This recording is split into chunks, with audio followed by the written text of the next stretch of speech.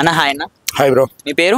రాకేష్. అన్న ఎలా ఉందన్న ఇప్పుడు సుమారుగా కూటమి పరిపాలన ఆంధ్రప్రదేశ్? బ్రహ్మాండంగా ఉంది, ఇబ్బంది ఏం లేదు. జనాన్ని పోయాడుగా, ఇంకేమి బ్రహ్మాండంగా ఉంది, అందరు హ్యాపీ జనాలంతా. ఇంకా అది అభివృద్ధి జరుగుతుందా ఈ 10 నెలల్లో?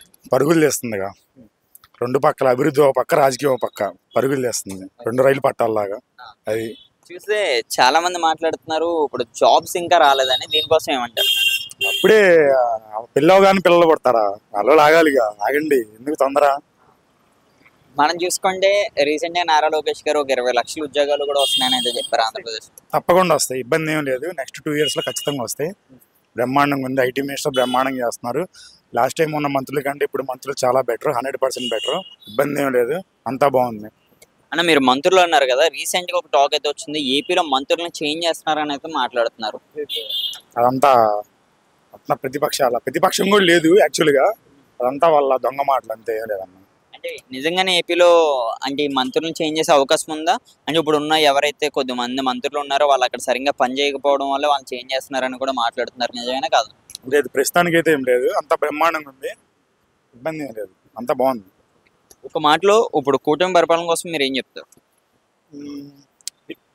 Next 15 years TDP is going to rule the AP, no doubt.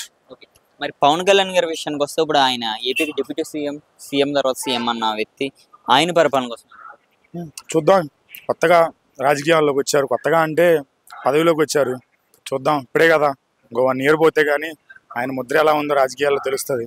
అది నారా లోకేష్ గారికి ఆయనకి ఒక మంచి అన్నతమ్ముళ్ళ అనుబంధం అయితే ఉన్నది, కానీ మనం చూసుకుంటే చాలా రూమర్స్ అన్న అయితే కామన్, అది టాక్స్ అయితే వస్తున్నాయి. అందరూ మంచి బాండింగ్తో ఉన్నారు, మాకు అదే కావాలి, వాళ్ళకి అది కాకూడదు, ఇబ్బంది ఏం లేదు. నెక్స్ట్ 15 సంవత్సరాలు TDP is ruling the AP, అంతే. మరి పవన్ కళ్యాణ్ గారు ఎక్కువ పెండింగ్ ఫైల్స్ కి ఆయనకి సుమారు 15,000 పెండింగ్ ఫైల్స్ మిగిలినని కూడా మాట్లాడుతున్నారు, అది నిజమా అపోహ? అంతా అపోహలే, ఏముండదు.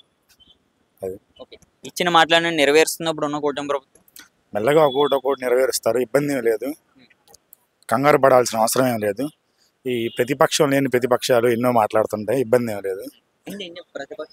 ప్రతిపక్షం లేని ప్రతిపక్షం అని అనుకుంటారు వాళ్ళు, కానీ ప్రతిపక్షమే లేదు రాష్ట్రంలో. ప్రజలు మాకు ప్రతిపక్షం కూడా వద్దు, అభివృద్ధికి అడ్డుపడతారని చెప్పి తీసేశారు అది. కానీ మాకు కావాలి కావాలి అంటున్నారు, అది ఒకళ్ళు ఇస్తే తీసుకునేది కాదు, జనాలు ఇస్తే తీసుకోవాలి. అది అది రీసెంట్గా విన్నాము, కూటమి అధికారంలోకి వచ్చిన తర్వాత ఆంధ్రప్రదేశ్లో అన్యాయాలు ఎక్కువ జరుగుతున్నాయని మాట్లాడుతున్నారు. అంటే మర్డర్స్, వైసీపీ వాళ్ళు లోపల ఉన్న సార్ యాక్చువల్గా తగ్గినాయి, అది వాళ్ళ బాధ.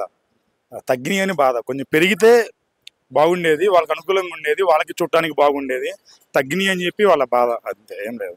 జగన్మోహన్ రెడ్డి గారు రీసెంట్గా ఒక ప్రెస్ మీట్లో అయితే చెప్పారు, మళ్ళీ చూసుకుంటే ఇంకొక 3 ఏళ్ళు కళ్ళు మూసుకుంటే మళ్ళీ మా పార్టీ అధికారంలోకి వస్తుందని ఆయన అయితే మాట్లాడారు, దీనికోసం ఏమంటారు? ఆయన శాశ్వతంగా కళ్ళు మూసుకుని, రాజకీయంగా కళ్ళు మూసుకునే రోజులు వస్తున్నాయి, ఇబ్బంది ఏం లేదు. ఆల్రెడీ అదే జరుగుతుంది, తొందరలో కొన్ని రాజకీయ పరిణామాలు చూడబోతున్నారు తొందరలోనే, ఇబ్బంది ఏం లేదు. అది అన్న మీకు P4 కోసం తెలుసు? ఇది ఏదో కట్ చేయాలి బ్రో మీరు. ఓకే అన్న, ఓకే.